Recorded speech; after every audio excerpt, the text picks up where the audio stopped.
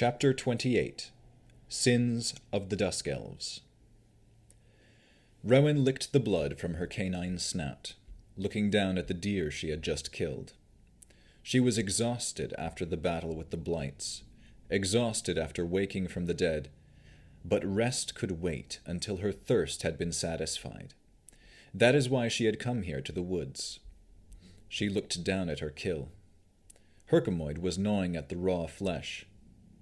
"Aren't you going to eat?" his thoughts said to her. It was the evening after the battle, and she had managed to slip away from everyone at the winery, except Herkomoid, who would not leave her side. Rather than transforming back into her elven self, she stayed as a wolf and sniffed the blood. Her mouth watered. She clamped down on the deer's throat.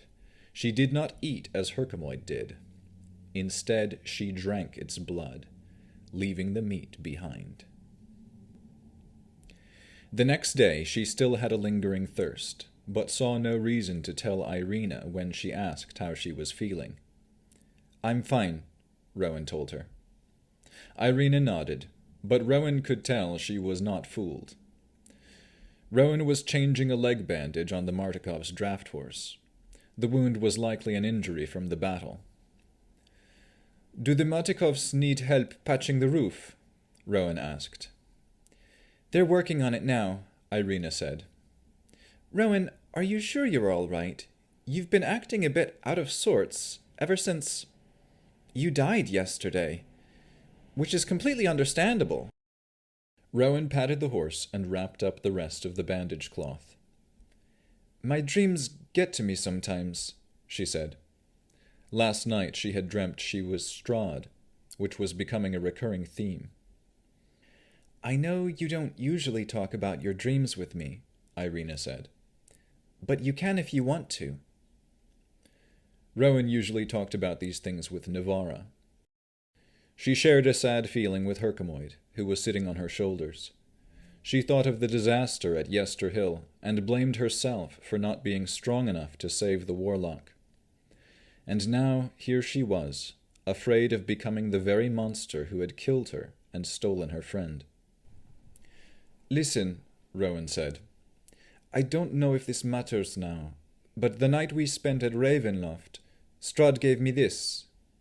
She handed Irina the Count's note that asked her to become his successor.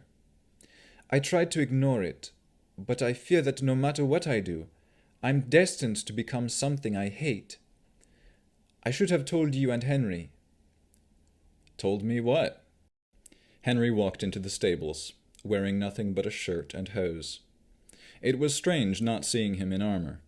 He had lent it to the blacksmith, Alexander Vinshaw, who had arrived at the winery with his wife Muriel that morning. When Alexander had seen the battered plates and mail, he insisted on repairing it right away. "Henry, your leg," Irina said. "It looks completely healed." "It's amazing what magic and sleep can do," he said. "I've never had my magic drain like that. So, Whiskers, what should you have told us?" Rowen showed Henry the note. "He likes handing these out, doesn't he?" Henry flicked the paper. "It's all my fault, what happened at Yester Hill.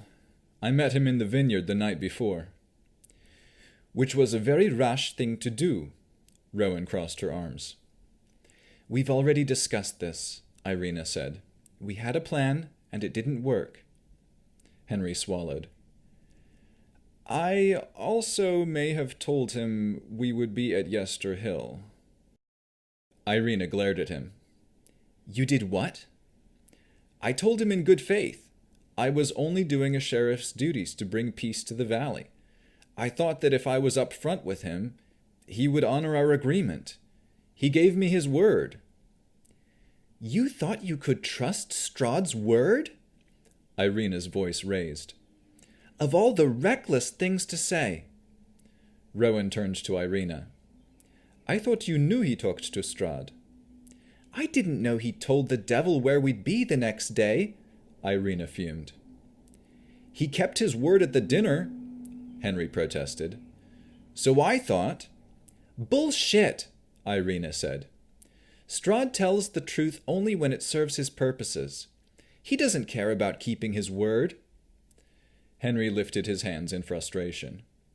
"You think I'm not kicking myself in the ass for telling him? You think I wanted him to ambush us? You think I wanted him to take Navarra?" At her name, they all grew quiet. They had not talked about the warlock since she was captured. Rowen shuffled her feet. "It's not your fault, Henry," she said after a moment. "We're all just trying to do what we think is right. I asked Kasimir if he had any spell that could contact Navarra, see if she's still alive, but he said it would be too risky. There's no way of knowing whether she's already been turned." Herkomoid's ears pricked up, and he lifted his head. He nudged Rowen with his thoughts. "Kasimir." "Kasimir?" Rowen asked. "Yes, Kasimir," Irina said. "We should talk to him. He would know if Navarra's all right. But how can we communicate with him?" "I don't think he can be summoned by just anyone with a candle," Rowen said. "Herkomoid," Henry asked, "can you contact him?" "He says not without Navarra."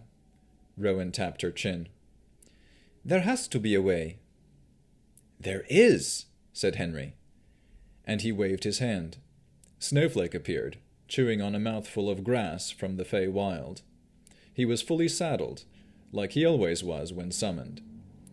Henry opened a saddlebag and took out a piece of parchment. "We can send him a physical message."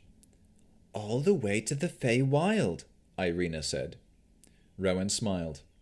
"All the way to Kasimir." That night, after a somewhat restful day of helping around the winery, drops of cold sweat beaded on Rowen's brow. She drifted in and out of sleep. Flashes of her mother, father, and Strahd came and went in her dreams. She saw visions of Navarra wearing a dress of cobwebs. Would Kasimir know what had happened to her? Rowen and the others would have to wait until the next day, when Henry planned on summoning Snowflake back. The sounds of fighting filled Rowen's mind as her eyes moved back and forth beneath heavy eyelids. Someone cried out, "Mother?" Strahd and Metis clashed in a wild melee of claws and fangs, like two raging lions. They struck with superhuman speed and strength, trading blows that would kill a mere mortal. Both men were matchless warriors. Both men were monsters. As Rahadin joined the fray, Metis found himself driven back, caught between the sword of his birth brother and the fangs of his adoptive brother. He lashed out, this way and that. By chance, one blow caught Rahadin full in the face, opening a deep gash across his forehead. Moments later, a magical flame crashed into Strahd's back. He turned to see where the spell came from. Sariel. Though staggering on her wounded foot, she had not stopped. Strahd sneered. Extending a hand toward the elf maiden, he spoke an arcane word. Instantly, Sariel's body froze in place, paralyzed like a statue, her eyes going wide with terror. Metis struck at Strahd, trying to break his concentration on the spell holding Sariel. He could not win this fight alone. Metis tried again and again to strike his brother, but the Lord of Barovia was too quick and too cunning. Everywhere he turned he was greeted by either the sting of Rahadin's sword or the fire of Strahd's magic. Finally he stumbled, and Rahadin leaped upon him, straddling and pinning him to the ground. Using the iron pommel of his sword, the Chamberlain of Ravenloft rained down a torrent of blows upon his face. Desperate to escape the onslaught, Metis rolled, turning toward the ground. But as he did, Rahadin caught one of his arms in a joint lock and slammed a knee into his kidney. Metis now lay helpless, with Rahadin kneeling on his back, torquing his arm.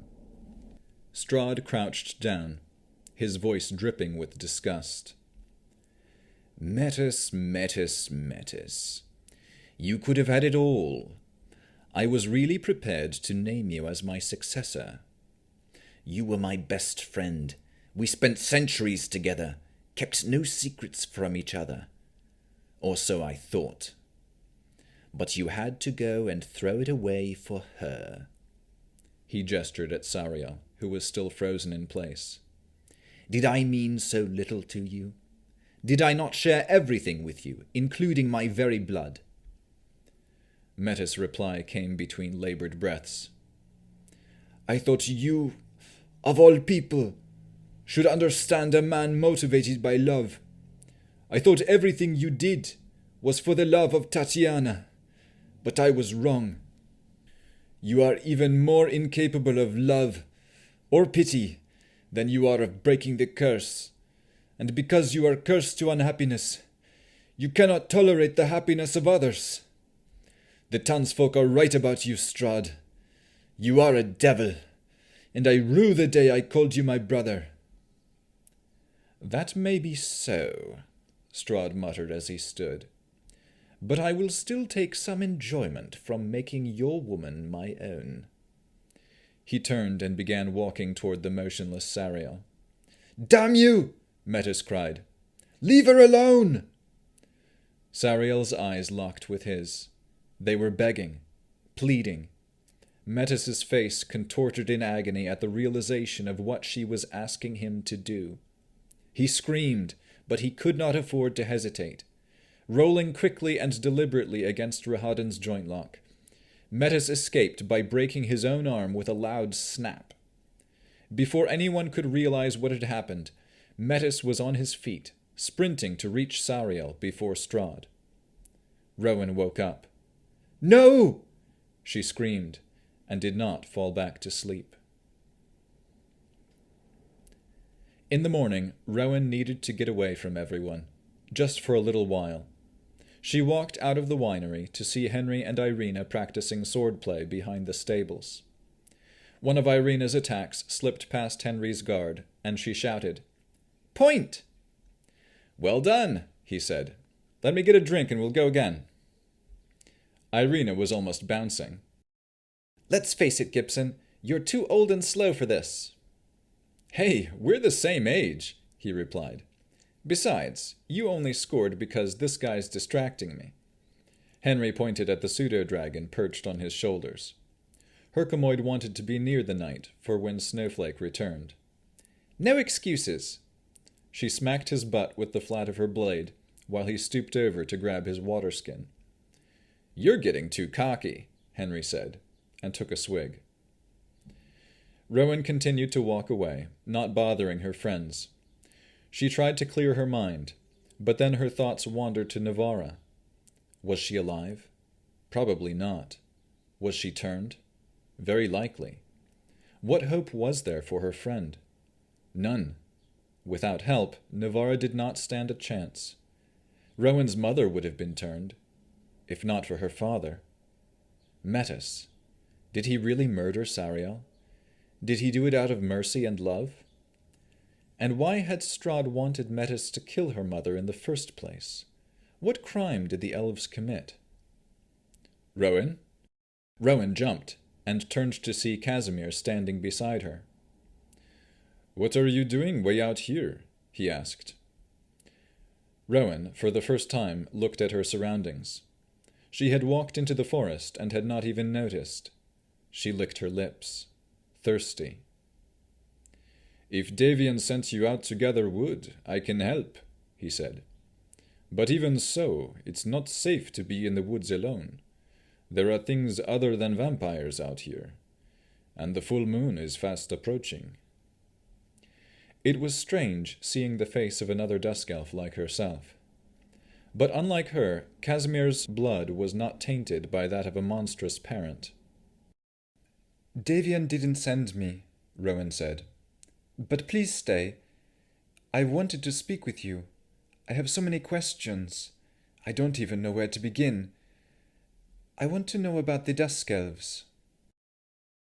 They walked side by side under the tangling canopy of branches. Kasimir's hood shadowed his eyes, his face twisted in a painful expression. "You have the right to be told," he said. "But whatever you might think of me after I tell you, just know, I would do anything to take back what I've done in the past. I failed our people, Rowen. Now I must atone for it, or be damned. Rowan's eyes fixed on him as they walked. My parents died in the war, he said. When Strahd became lord of the land, all the elves were put in bondage to the Vistani. My sister, Patrina, and I were taken by a Vistana named Velikov. He was like a second father to us. Not all the elves were so lucky.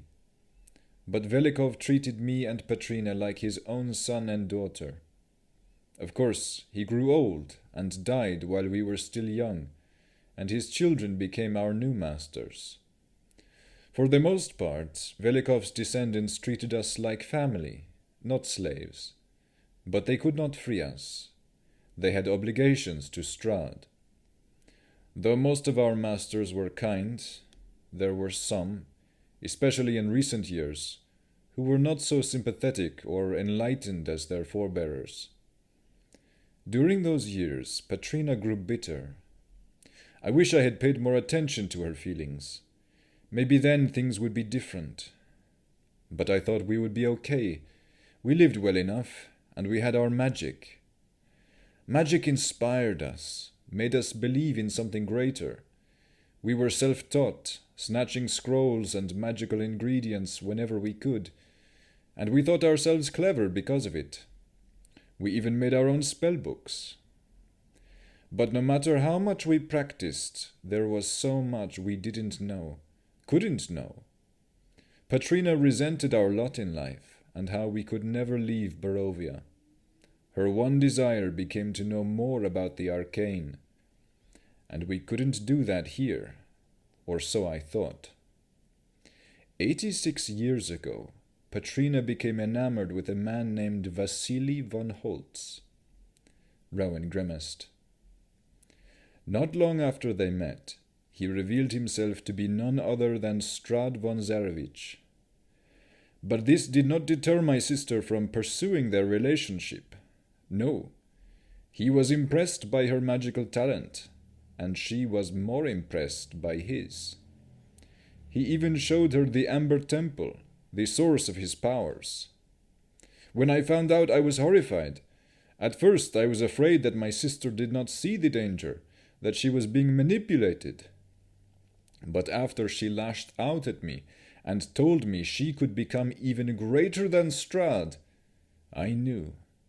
She wanted the darkness. I had seen it in her eyes before, but in that moment it consumed her, a ravenous lust for power. She said she could liberate us, make us masters. She thought she could use Strahd for her own ends. When I asked her if she feared that Strahd would turn her into one of his spawn, she laughed at me. There will be a new ruler in Barovia very soon, was all she said. Maybe she had found power in the Amber Temple. Maybe Strahd was going to turn her into a full vampire. He had done it before. Either way, I couldn't lose my sister to evil, so I told the elven elders. They decided Patrina was a traitor to our people. To them she brought shame and dishonor on all Dusk elves by consorting with the vampire and with dark magic. But to me, all I wanted was to save her soul. Kasimir walked in silence for a moment. Then he said, "It was my testimony that convicted her. She was stoned to death." Kasimir lowered his head so Rowen could no longer see his face under his cowl. "I wish I had never said anything to them. I'll never know, not for sure, what might have happened if she had lived, but at least I wouldn't have her blood on my hands." Kasimir straightened his shoulders and lifted his head, looking straight ahead. He had creases around his eyes, making him look older than he really was. "That story alone is hard to tell," he said. "But alas, that's not even the worst of it. There is far more blood than Patrina's that cries out for justice against me. After Patrina's death, Strahd took revenge on our people. Since we took away his woman, He would take all of ours. He sent out Rahadin to kill every female Dusk Elf in the valley. Not even a babe remained. Kasimir stopped walking and looked Rowen in the eyes. Or so it seemed. 39 years after we had assumed they were all dead, a tribal village in the west was destroyed. Some said it was destroyed because the druids who lived there were harboring a she-elf. I never knew what elf maiden they were hiding, nor that the maiden had a daughter, until I met you. Rowen sat down, right there on the wet leaves of the forest floor. It all made sense. Her mother had been the hidden elf. Rowen had searched for these answers her whole life, and now that she had them, they only gave rise to more questions. Different feelings clashed within her as she looked at Kasimir. Did you know Sariel? I knew her a little. She was Patrina's best friend. It was Patrina who introduced Sariel to Strahd's right-hand man, Metus. I thought Patrina's bad influence and bad company would drag Sariel into their ways. But from what I saw, she never acted like they did. Rowen. Kasimir knelt in front of her and bowed his head. He lowered his hood for the first time to reveal dark hair streaked with grey. He moved his hair aside, and Rowen saw scarred holes where ears should have been.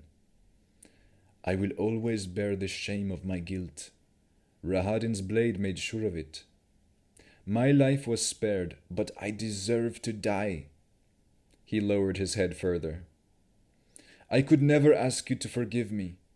I understand if you hate me forever. But please, please, I beg you, let me help. I want to help you and your friends to kill the devil Strahd once and for all. A torrent of emotions threatened to burst from Rowen. She opened her mouth, yet no words came out. What could she say? She was angry at what he had done, but she felt his pain also.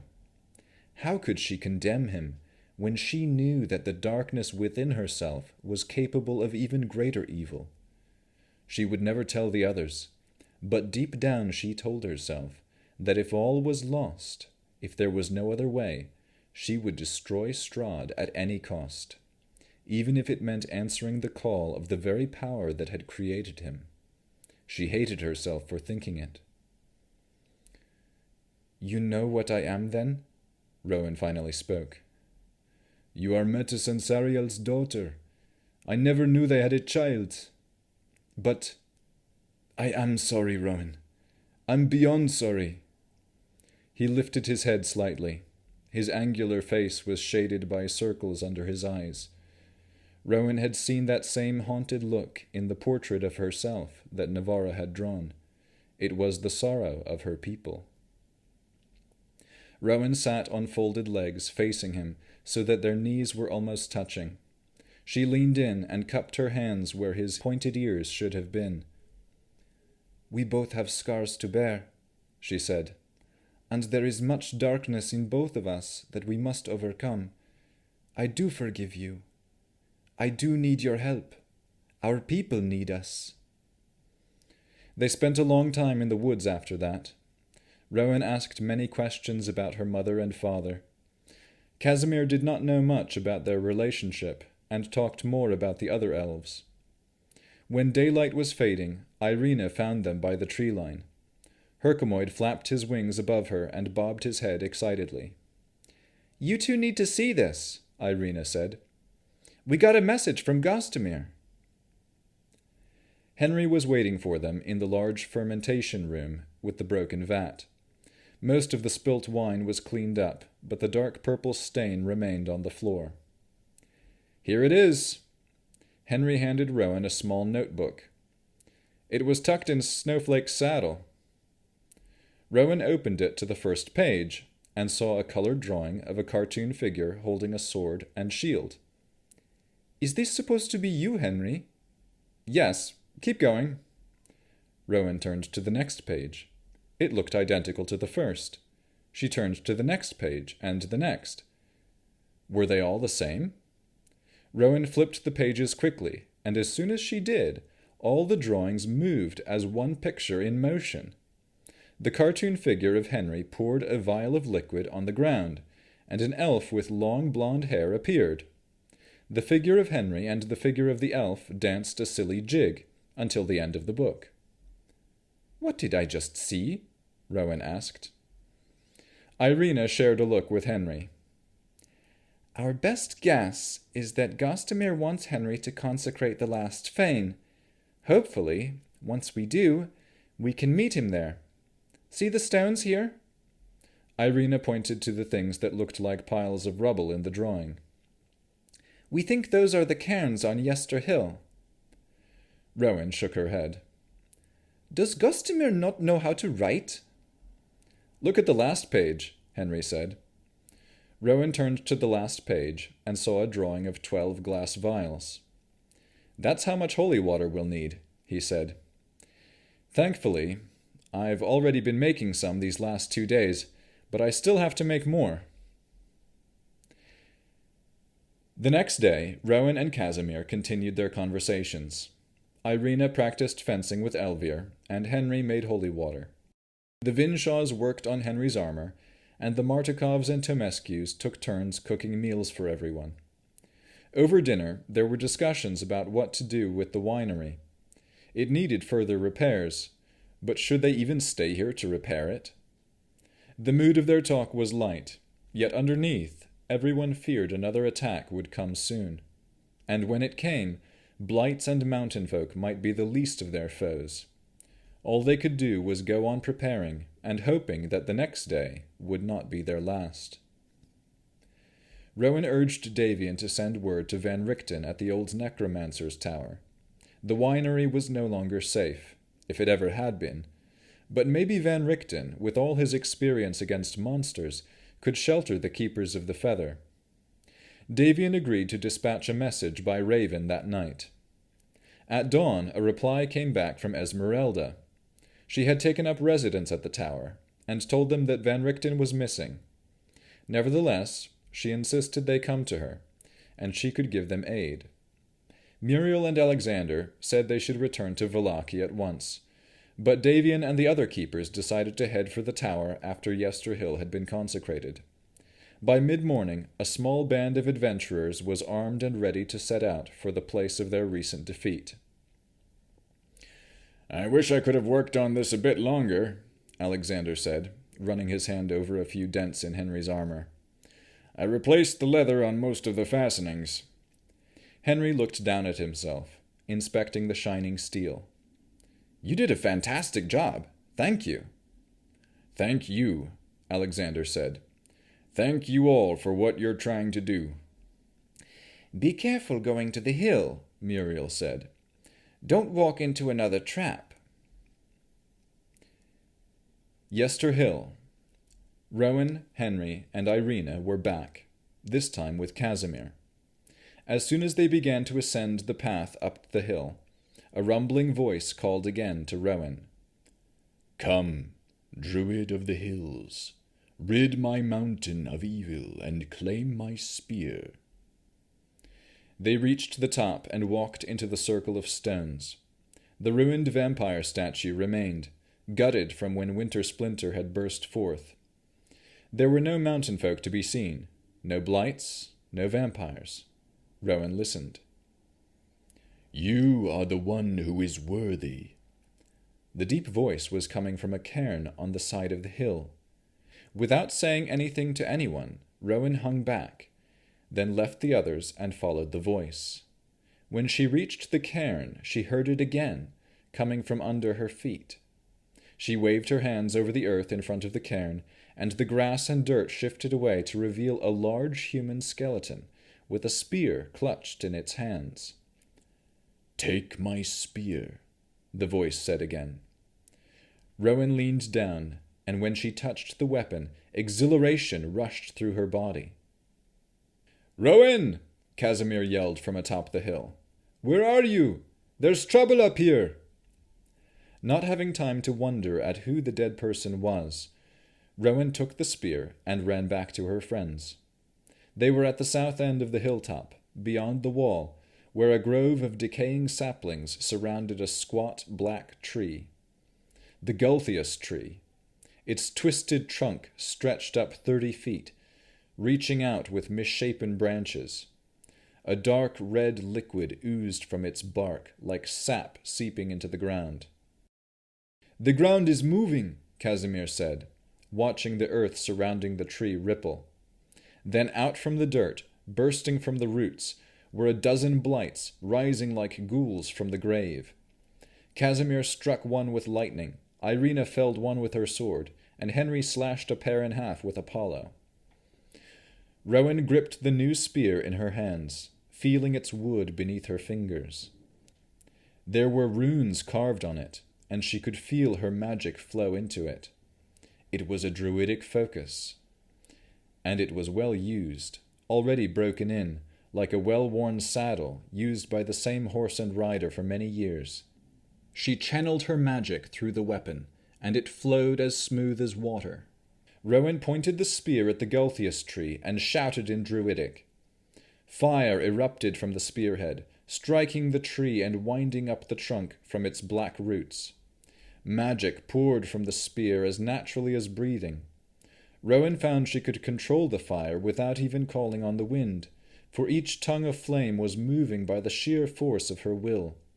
The blaze came together in the form of a hand, and it moved in unison with her own hand. When Rowen lifted up her arm, the conflagration also lifted into the sky above the tree. Then her hand swooped down, and her fingers curled into a fist. The fiery fingers of her spell swallowed the Gulthias tree, snapping branches like twigs, consuming them like chaff, enveloping the trunk as if to strangle it. Once the Gulthias tree fell, all the blights around them collapsed and died. Scores of their prickly bodies littered the hilltop. When it was all over, Henry looked down at the mess of ashes and glowing coals where the cursed tree had been. He shook his head at Rowen. "Remind me not to get on your bad side." "That was amazing, Rowen," Irina said. "That was no small feat of magic," Kasimir said. "You may be the greatest druid I've ever met in my lifetime." Rowen sensed there was something more than admiration in Kasimir's eyes when he looked at her, and her face felt suddenly hot. "We should go consecrate the fane," she said. Rowen told the others about the voice from the cairn and finding the spear, while Henry sprinkled vials of holy water around the stone and chanted a prayer. "Is there anything more we can do to summon this fae?" Kasimir asked when Henry had finished. They all stood huddled at the crest of the hill.